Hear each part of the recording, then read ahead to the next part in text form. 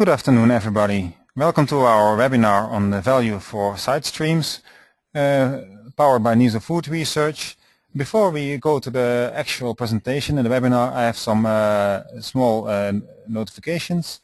To listen, please use your microphone and your computer speakers, or elsewhere use your telephone. You can ask questions during the meeting, and you can use for that the question box as is shown in this slide. We will answer all questions. We try to do it during the webinar, but otherwise we will always answer them via the mail afterwards. And after the webinar you will receive a link with the recording, and we will kindly ask you to answer a short questionnaire. Thank you very much.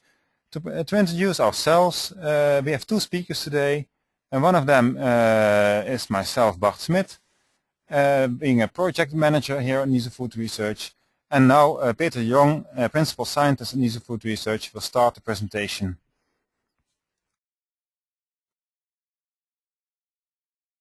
Here, good afternoon. First, a few words on about NIZO Food Research. We are quite a famous institute. We are existing now for 65 proud years. 65 proud years of open innovation. And where are we good at? We think we are good at to find the needs of the food industry and to combine this with good science to give an application. What we do, we are actually a science hub, a spin in the web for projects in a global network. And we have several focus points, and it's directed to products, like product attributes like flavor, texture, health, but also how to make the food itself by process improvements. And then we started the lab, but we have also a pilot plant, which is a very big pilot plant, which is also food grade, in which we can make real food products, for example, for market introduction. We are located in the Netherlands, in Ede, and we have also some sales offices in the USA, in France, and Japan. And we are with 180 professionals. Yeah, so a slide going a little bit more in detail. I will go quickly through it. We work together to, for example, to get new process for our customers, to get new formulations, recipes, test production, tolling. We do research, of course, but also consultancy, very specific, and we help our customers in process and product development. Okay. Now we come to the topic of today, which I believe you are all familiar with, and you all want to get some value from our side streams. That's very important to us all, I think. We have side streams, or maybe you call it still waste streams, and we all want to make it more valuable. But how to do it? First, to give you an indication about the impact of this, I have here a slide which shows you the total amount of proteins in all types of side stream, waste streams in the Netherlands. At the x-axis you see all the industrial sectors, like beet, potato, beer. And when you look at the total amount of proteins which is in there, that's huge. You can actually feed 10 million people yearly with this amount of proteins. So there's a high potential. And also this has a big impact on CO2 equivalents, so the carbon footprint, and also energy use. It's here 33 petajoule. This is 33 and then 15 dots, so to say, zeros, and then it's a huge number on industry. But there is, of course, there are some challenges, some issues. Otherwise, we didn't need to have a webinar like this, I think. For example, you have a side stream, and of course you want to end up with some nice soluble white protein powder, for example, without flavor. You can directly use in product development. But how to do this? And this is typical the subject of this webinar. We will provide you with some technologies you can use, and we will end up with some applications. That was already the outline a little bit. So we will start with our vision on to create in the creation of value from side streams. What are the things to start with? What are the main problems there? Then the technologies, because when you want to make something, or you will something get out of your side streams or whatever, you need technology, and there of course is a lot, but is it all industrially available, yes or no? And then the most important part of this webinar will be the cases that are just our experience from the past, in which we performed some side stream valorization already, and we will end up with the wrap-up, things you have to need to remember after this webinar, and how to set the next steps. So then our vision, and this starts with our vision on sustainability, because creating value from side streams has everything to do with sustainability. There are many definitions on sustainability. You are aware of that, I think. And for us it has three important aspects. The first one is, this means that's the people aspect, you could say, healthy and safe food for all. This deals with safety, with food security. The other one is the optimal use of natural resources. How to, the side stream valorization again, but also energy reduction and footprints. And last but not least, sustainable profit. Because we all know without profit, we don't have a company, and at the end, we don't have any side streams anymore to valorize. So everything will stop. So you need some profit at the end. And this is, of course, the subject of this webinar, the side stream valorization. Actually, to do this, it requires some new thinking. Let's say in the past and also today, people are focusing on efficient solutions. For example, how to reduce costs, or how to reduce the amount of side streams or waste. Of course, that's a good thing. But to set the next step, you need more. This means that you look for new opportunities, that you not try to optimize an existing production line, for example, but rethink the production line and redesign it and try to combine different production lines together and to get new opportunities and new products out of your system.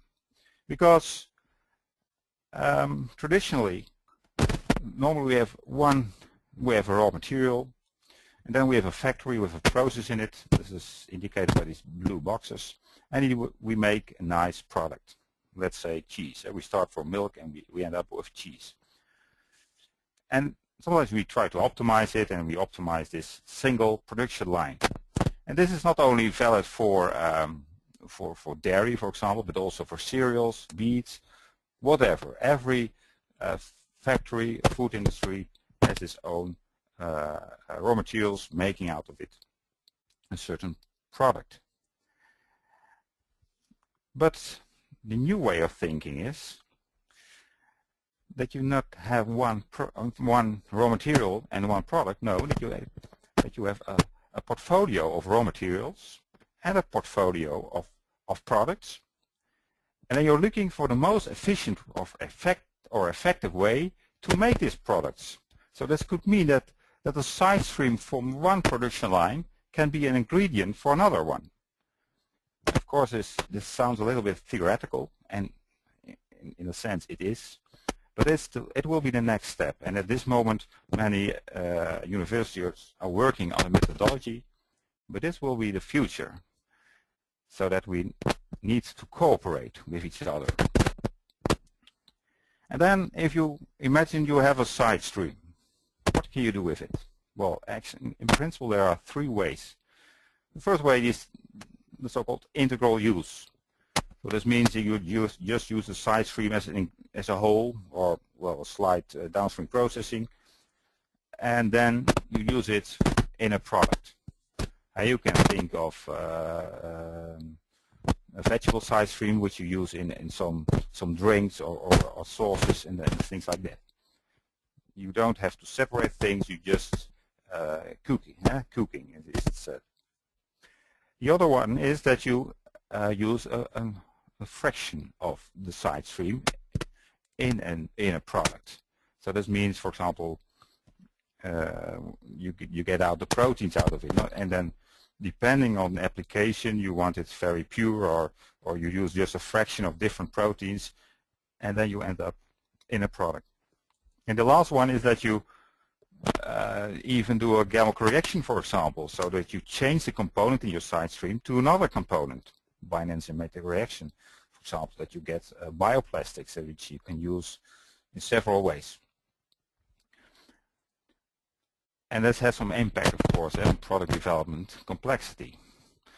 When you use the side stream as a whole, this gives a lot of requirements to the product developer. He has no degrees of freedom, so to speak. He has to use the whole side stream and look what he can do with it.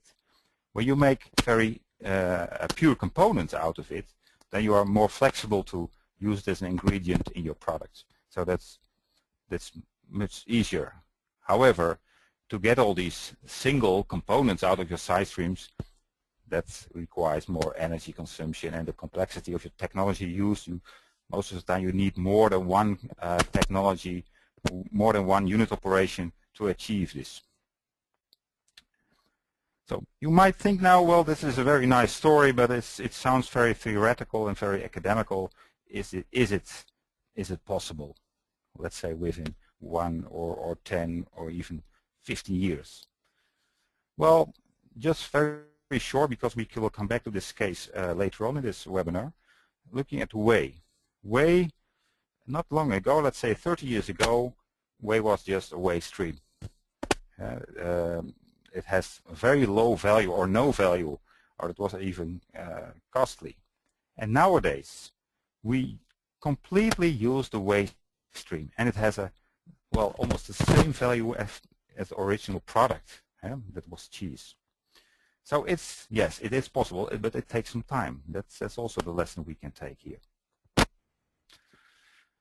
Okay, summarizing our vision. And we can say, well, we have side streams and we have nice ambitions with these side streams. We want to lower our carbon and water footprints. We also want to get new ingredients out of it, new products, less waste. And we want sustainable economical growth. However, to achieve this, we have some challenges to take. The water and energy use is a very important point, because most of the, at least some of these side streams have high viscosities, and of course you can add water to it, but then the water consumption is increasing. Keeping functionality is also important. You can have a nice process, but when all your proteins or other components are completely degraded or denatured, then it's usefulness afterwards. So that's another problem. Scalability. There are nice solutions on lab scale, but how about the scale up of all these technologies? And then last but not least, economical feasibility. So these are the challenges we are facing. And a few of them will be addressed in this webinar and also shown in the cases. Then now we move on to the technologies. Well, there are a lot of technologies available. Maybe you don't know every one of it, but when you have just look at the separation technology, which of course is a very important one here, because you want to take out most of the time some components out of your side stream. There are a lot of technologies over here. We have the equilibrium-based separation technologies, like liquid extraction, where you, for example, oil extraction and that kind of things are performed. Or supercritical fluid extraction, where you, where for example cholesterol is removed from meat or eggs, things like that. Membrane separation technologies. Well, there are a variety on separation technologies.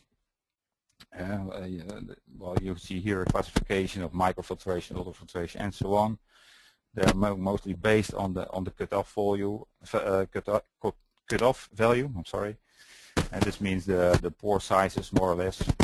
and it has all its own application area. The solid liquid separation, this is maybe the most well-known separation method. We all know filtration, acidification, evaporation and drying, which is very important in many downstream processing.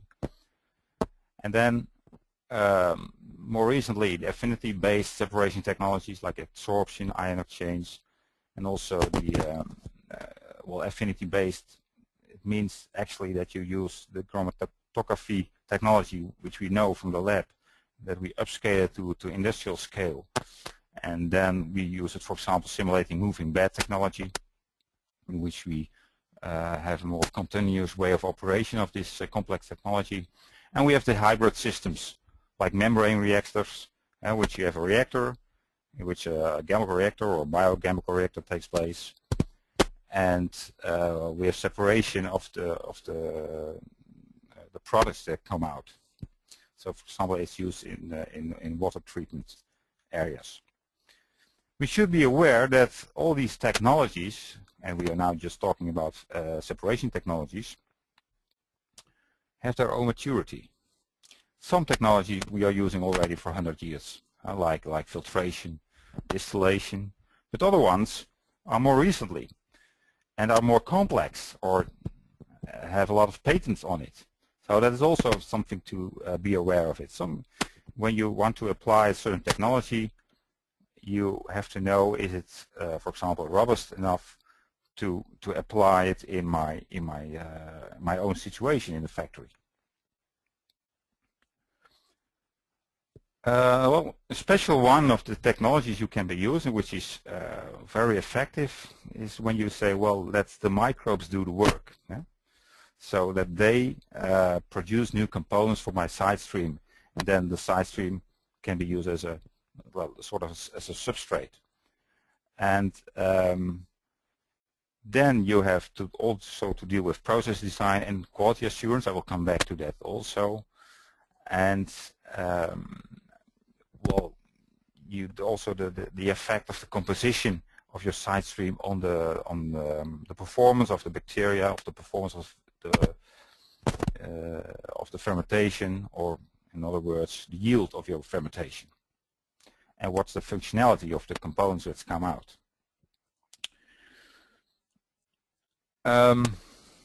Yeah, when you want to use fermentation, that's a very specific way of operation. It's very important that you have the right bacteria over there that do the right thing, that you can, I think you understand that. So there we have certain technologies to realize it, like high throughput screening, culture collections, and so on. You can do some modification on the bacteria if you want. That's in the case of non-food applications. And process development, upscaling, that kind of things is also important. And yeah, there are several applications. We also see some in the cases afterwards. Okay, and functional ingredients is also can be out of. There are some examples of that you can make functional ingredients like vitamins, for example, in situ from a side stream. So that's very nicely. Here you see an example of vitamin B12. All right.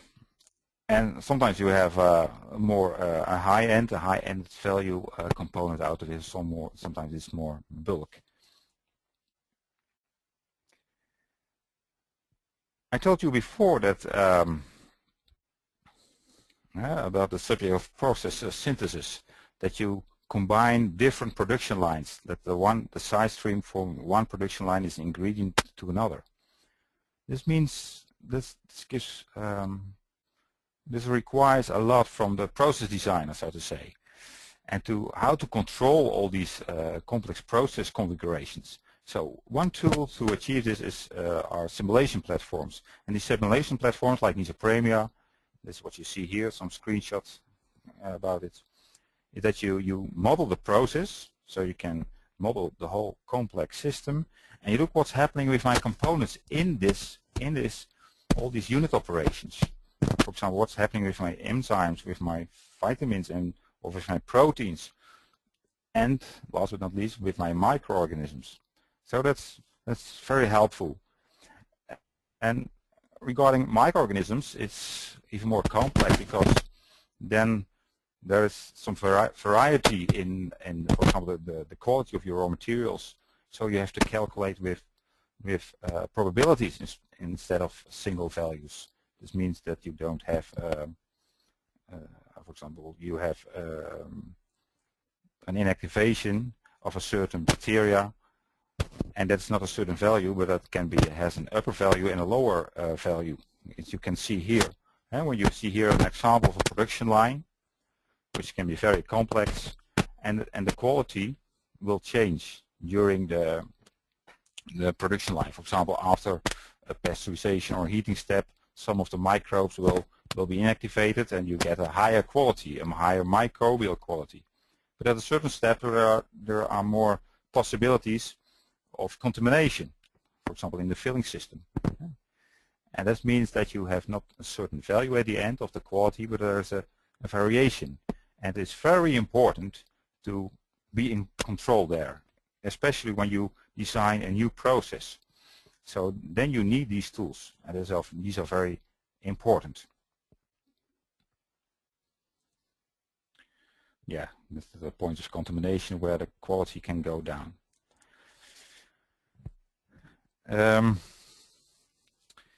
We as NIZO Food Research, we are very aware of the fact that at the first point that we cannot develop all these technologies by our own, and that we need to cooperate. We need to cooperate with universities. We need to cooperate with knowledge institutes. And for example, we have a relationship with the Institute for Sustainable Process Technology, where several companies are cooperating together to develop new technologies, not from scratch most of the time, but from, let's say, the lab phase to an industrial demonstration project. And we also work together with an engineering company, Royal Haskoning, because when you want to build a new factory in which side stream valorization is very important, well, then you need a building, then you need utilities, and so forth. So we try to cover the whole thing from development until realization in a greenfield, brownfield situation. All right. Well, then we come now finally to the cases. We have selected a few one for you. I would say 5 or 6 cases. But as you can see here in this slide, we have a lot more cases, but we cannot discuss this in detail in this webinar. But as I said, we have selected 5 or 6 cases. And the first one is a side stream which contains some hydrolysate, protein hydrolysate, and is processed further on by membrane technology. And of course, there was a very nice idea, a very nice plan to do this, but they face some problems, as always. For example, in their membrane process. What they saw was that the performance of the membrane process was not economical, feasible, and that has to do with the fluxes of the membrane in the membrane system. They were far too low. So what we did, we compared different membrane systems, and we make a model out of it, and you can see it in the right hand, in the corner, at the right hand side. And you see that the model and the real industrial practice were fine, were okay. They were fitting very well. But there is another thing. To increase fluxes, for example, it's very important that you know the interaction between the chemistry in your side stream and the process performance. And for example, we start in the red circle condition, which means that we have very high viscosity of this, let's say, side stream in our membrane system. But by changing the chemistry, that means, for example, changing the pH, you can lower the viscosity, and then the economical feasibility of the solution is much higher. And it's also, you can turn this into practice. And you can see this in this little bar graph, that the optimized situation, the green bar, was twice, the flux was twice as high than in the reference situation. And also in the new one, this reflects here the new membrane system the customer was using in the beginning. So it's very important here to have a closer look into the process itself. Now we come to the next case, and then Bart, you will take over.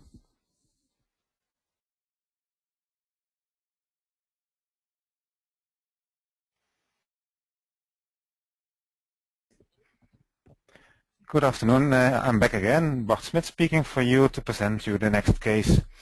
This case I'll be talking about plant proteins towards higher value ingredients. Some colorful pictures at the side, and the business context of this is that we are surrounded with green plants, and all these green plants contain proteins, and the vast majority of the proteins in this world are bound in green plants, unlike we have the feeling to use all kinds of peas and soy, while the majority of the protein is the green plants. The problem there is that the protein concentration in these green plants is very low. So we have to do a lot of processing to concentrate all this protein to get maximum use of this protein. But the nice thing of these proteins is that they have an excellent amino acid composition. They have, and I will show you a slide later on about their good gelling, emulsification, and foaming properties.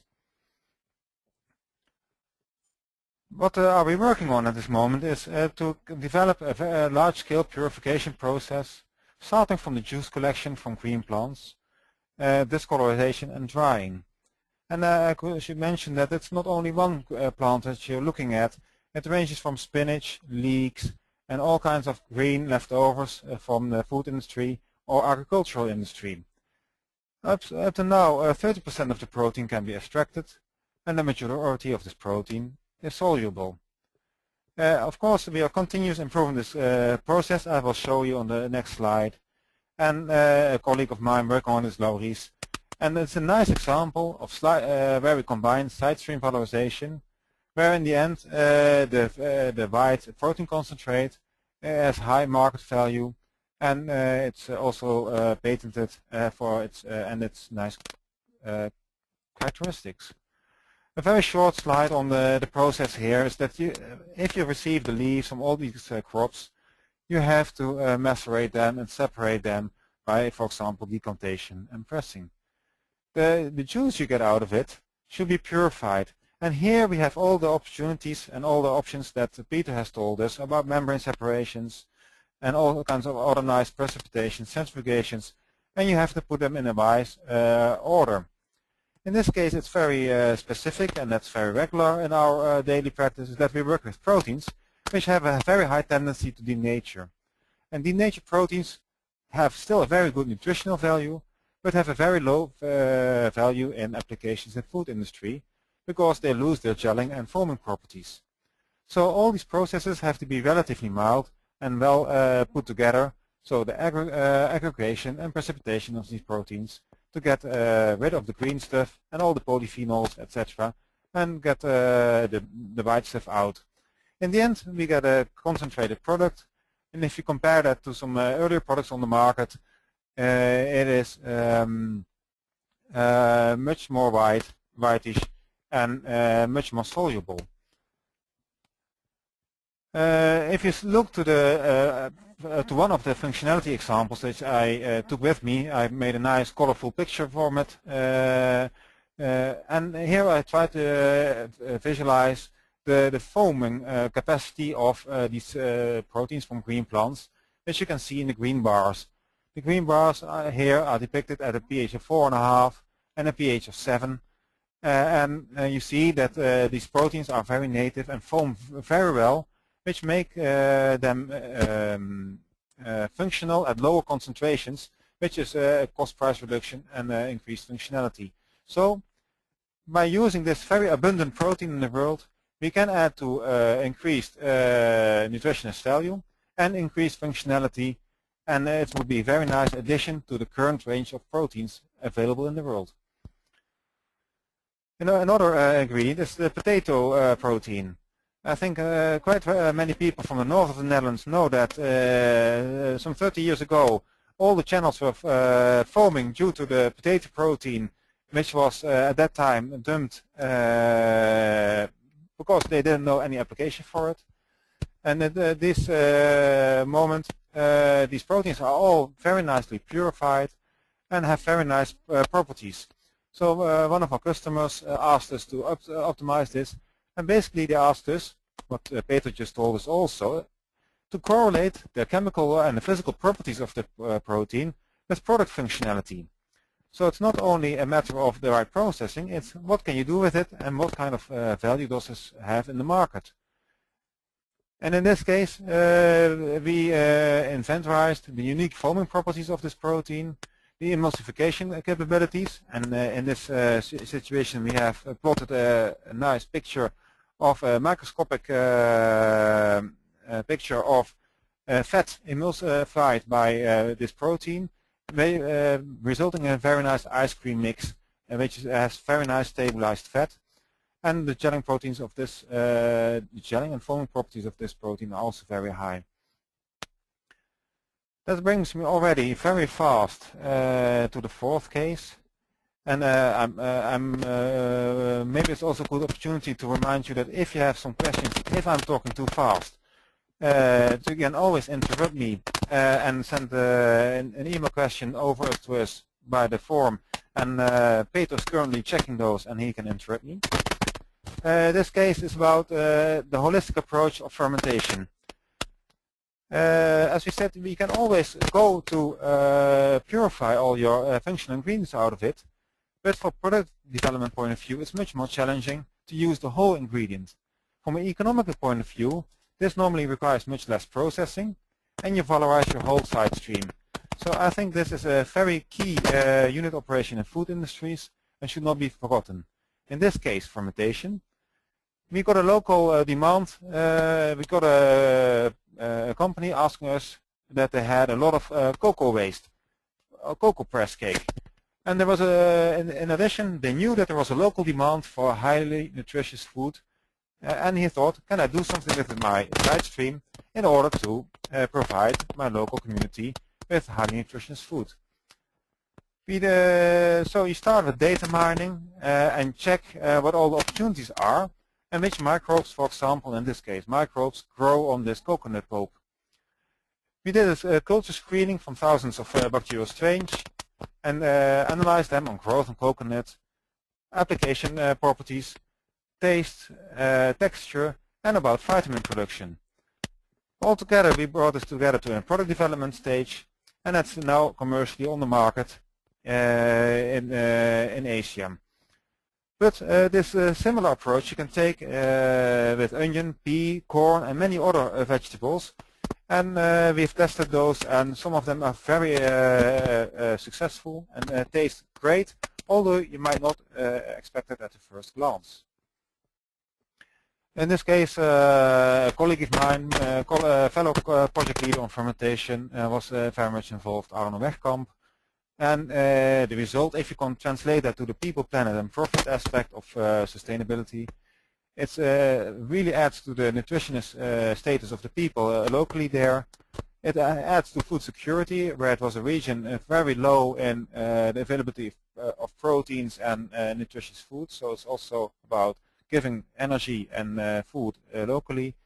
The production was also local, so it employed people. It's very clearly a side stream valorization, and in the end, bacteria are the only ingredient in this world that multiply itself, and in that way you can make processes very cheap. This brings me back to the fifth case, and I think this fits very well to the introduction of Peter, and I will give the word back to Peter de Jong. Thank you.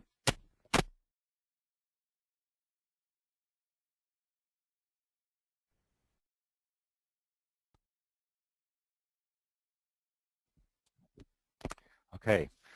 Yeah, Whey valorization. As I said, it was a very good example of side stream valorization. And again, we see here the graph, and it's you can very nicely see that it starts with well, it's a very classical example of side stream, and it starts with just some separation technologies, membrane systems to make all types of whey protein concentrates, or crystallization is used to, for example, to make lactose out of it. But afterwards also affinity-based technology like chromatography for lactoferrin is used. So it's a tremendous amount of products came out of it. And we as NIZO has also contributed to this whole system in the past. Yeah, I think it's a very good example, and as I said, it's also showing that it's not that easy, and that doesn't mean that you have to start with it in such a way when you have a side stream that you have to think, well, which 10 or 20 products can I make out of it? No, you start with 1 or 2, make a business case, and then step forward. Then we come to our last case of this seminar, and that's the reduction. Actually, I could start with it, the reduction of side stream as itself, or more correctly, reduction of waste streams. And this is something you have always to do, sooner or later. Imagine you have optimized your whole process in a very nice way, and you valorize all types of side streams. Then you will always have the issue of increasing the capacity, reduction of costs. And what you have to do then is that you, for example, try to minimize the amount of fouling of your equipment. You will always have some fouling. But in this particular case, they designed a new process for a new product, and they use all type of ingredients out of it and in it. But the business case was very bad because they have to clean after 2-hour production. So every 2 hours they have to stop the equipment and have to clean and then start it up again. So that was not good.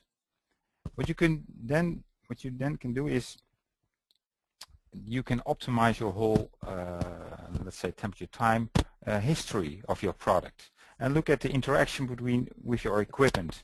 And we always use here the models I showed before, like NIZO Premia, in which you can minimize the amount of fouling and in such a way minimize the amount of costs. Well, in this case, we end up with a production time increased to 12 hours, so that's 6 times longer than the original run time. So that means that in that case the production capacity could be increased by 40 or even 50%, taking also into account the cleaning cycle. So this is something, okay, you can start with it, but also you can say, well, at the end, when I have completed my process, then I do a reduction of the product losses. So then finally the wrap up. You have heard all these cases, you have all these visionary things on side stream valorization, and then you might think, where to start, and is it something for me? How can I make money from it? How can I set up a project?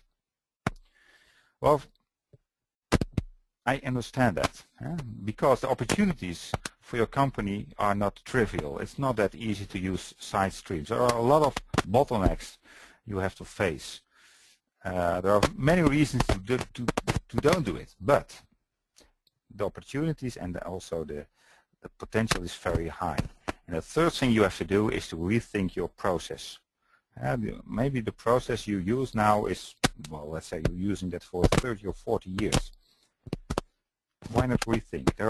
Today there are other technologies available than 30, 40 years ago. So identify new technologies and their usefulness for you. Then an important point, identify the potential risks and how do you can control them. You cannot say on forehand that the risk will increase with a new process, but you have to invent them from the beginning, and you have to control them. And of course, it's very important to have a business case. And when you want to convince your management with your idea for side stream valorization, you should make a business case as soon as possible. Although in the beginning you have not that information, just start with it. Of course, we can help you. We as NIZO have a long track record on this type of projects. And we also cooperate with, we think, very strategic partners, which are capable, like, for the realization, not only for the process design, but also for the whole, all the utilities, the whole building, and so on, all the things you can face. And we are aware of the newest technology that could be used in your process. Well, we are approaching now the end of the webinar, and here again you have our contact details. You can ask every question, and we are happy to answer them, of course. Now or later, you can you can wait a night or something like that. But then you have our names in your data files, so that's okay. And I want to draw your attention also our next courses, because besides the webinars, we have also some courses which are very how do you say, they are well, I would say quite famous, because most of them are fully booked after a couple of months. So be quick, I would say. We have the fermentation of the future. You have heard in this presentation that the potential of fermentation also in side stream valorization. So that might be an interesting course if you want to know something more about it. And also evaporation and concentration and spray drying is a very hot topic, I would say. Every year we have these courses, and they are fully booked because everybody do some downstream processing, and you will learn how to reduce costs and to get the maximum benefit of it. Well, I want to thank you for your attention. You were a very good, audience, I would say. Not too many difficult questions yet, but maybe that will come in the near future. And well, we welcome you for the next webinar we will perform. Okay, bye bye.